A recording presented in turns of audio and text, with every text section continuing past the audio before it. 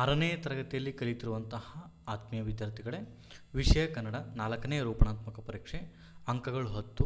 ಇದಕ್ಕೆ ಸಂಬಂಧಪಟ್ಟಂತಹ ಡ್ಯಾಶಸ್ಗಳನ್ನು ನೋಡೋದಾದರೆ, ಯಾಣದ ಕಲ್ಲು ಡ್ಯಾಶ್ನಿಂದ ಉತ್ಪತ್ತಿಯಾಗಿದೆ. ವಂಗ ಭಂಗ ಚಳುವಳಿಯನ್ನು ನಡೆಸಿದವರು ಡ್ಯಾಶ್. ನಮ್ಮ ಅನ್ನವನ್ನು ಉಂಡು ಕೊಬ್ಬಿರುವರು ಡ್ಯಾಶ್. ನಿರಾಳ ಪದದ ಸಮಾನಾರ್ಥಕ ಪದ ಡ್ಯಾಶ್. ನೆಕ್ಸ್ಟ್ ಒಂದೆರಡು ವಾಕ್ಯದಲ್ಲಿ ಉತ್ತರಿಸಿ. ಹೃದಯದ ಬೆಸುಗೆ ಸಾಧಿತವಾಗುವುದು ಯಾವಾಗ?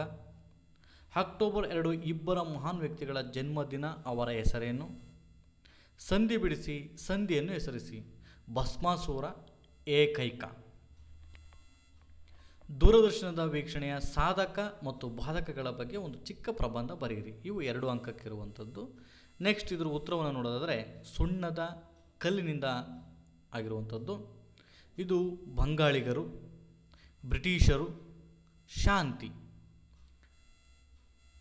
ನೆಕ್ಸ್ಟು ಹೃದಯದ ಬೆಸುಗೆ ಸಾಧಿತವಾಗುವುದು ಹೃದಯದ ಭಾಷೆ ಕಲಿತಾಗ, ಹೃದಯದ ಮಿಡಿತ ಅರಿವಾದಾಗ ಮತ್ತು ಸೋಮೇಶ್ವರನ ಅನುಗ್ರಹ ಲಭಿಸಿದಾಗ ಅಂತಕ್ಕಂಥದ್ದು. ಅಕ್ಟೋಬರ್ 2 ಮಹಾತ್ಮ ಗಾಂಧೀಜಿ ಮತ್ತು ಲಾಲ್ ಬಹದ್ದೂರ್ ಶಾಸ್ತ್ರಿಯವರ ಮಹಾನ್ ವ್ಯಕ್ತಿಗಳ ಜನ್ಮದಿನ. ಸಂಧಿ ಬಿಡಿಸಿ. ಭಸ್ಮಾಸುರ, ಭಸ್ಮ ಪ್ಲಸ್ ಹಸುರ, ಇದು ಸವರ್ಣದೀರ್ಘ ಸಂಧಿ. ಏಕೈಕ, ಏಕ ಪ್ಲಸ್ ಏಕ, ವೃದ್ಧಿ ಸಂಧಿ. ದೂರದರ್ಶನ ವೀಕ್ಷಣೆಯ ಸಾಧಕ ಬಾಧಕಗಳ ಬಗ್ಗೆ ಹೇಳಬೇಕು ಅಂದರೆ, ದೂರದರ್ಶನ ಒಂದು ದೃಶ್ಯ ಮಾಧ್ಯಮ ಮತ್ತು ಶ್ರವ್ಯ ಮಾಧ್ಯಮ. ಚಿಕ್ಕ ಮಕ್ಕಳಿಂದ ವಯೋವೃದ್ಧರವರೆಗೂ ದೂರದರ್ಶನವನ್ನು ನೋಡ್ತಾರೆ. ವಿಶೇಷ ಸಮಾಚಾರಗಳಿಗಾಗಿ, ಮನೋರಂಜನೆಗಾಗಿ, ಸಾಂಸ್ಕೃತಿಕ ಕಾರ್ಯಕ್ರಮಗಳಿಗಾಗಿ, ಸಿನಿಮಾಗಳನ್ನು, ಕ್ರೀಡಾಭಿಮಾನಿಗಳಿಗಾಗಿ ಮಕ್ಕಳು ಕಾರ್ಟೂನ್ಗಳನ್ನು ನೋಡ್ತಾರೆ.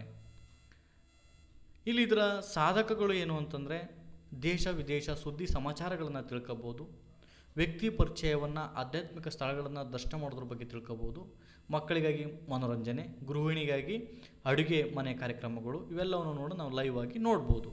ಇದರ ಬಾಧಕಗಳು ಏನು ಅಂತಂದರೆ, ಮಕ್ಕಳು ದೂರದರ್ಶನ ನೋಡುವುದರಿಂದ ಹೆಚ್ಚು ಸಮಯವನ್ನು ಅಲ್ಲಿ ಕಳೀತಾರೆ, ಓದೋದ್ರ ಕಡೆ ಗಮನ ಕೊಡೋದಿಲ್ಲ.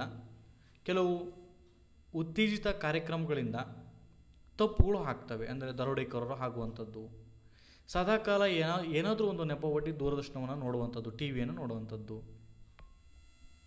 ಮತ್ತು ವಾಹಿನಿಗಳಲ್ಲಿ ಕೆಲವು ಸಮಾಚಾರಗಳು ಆಂತರಿಕ ದ್ವೇಷಗಳನ್ನು ಕೂಡ ಬೆಳೆಯುವಂತೆ ಮಾಡ್ತವೆ ಅಂತಕ್ಕಂಥದ್ದು. ಇದರ ಉಪಸಂಹಾರ ಲಾಸ್ಟ್ ಪಾಯಿಂಟು, ದೂರದರ್ಶನ ನಮ್ಮ ಮನೋರಂಜನೆ, ಜ್ಞಾನಾರ್ಜನೆ ಸೀಮಿತ ಅವಧಿಯಲ್ಲಿ ಮಾತ್ರ ಉಪಯೋಗಿಸುವುದರಿಂದ ಬಾಧಕಗಳಿಂದ ನಾವು ಮುಕ್ತರಾಗಿ ಇದರ ಸದುಪಯೋಗವನ್ನು ಪಡೆದುಕೊಳ್ಬೋದು. ಇಷ್ಟು FA4 ಎಕ್ಸಾಮಿಗೆ ಸಂಬಂಧಪಟ್ಟಂತೆ. Thank you for watching video.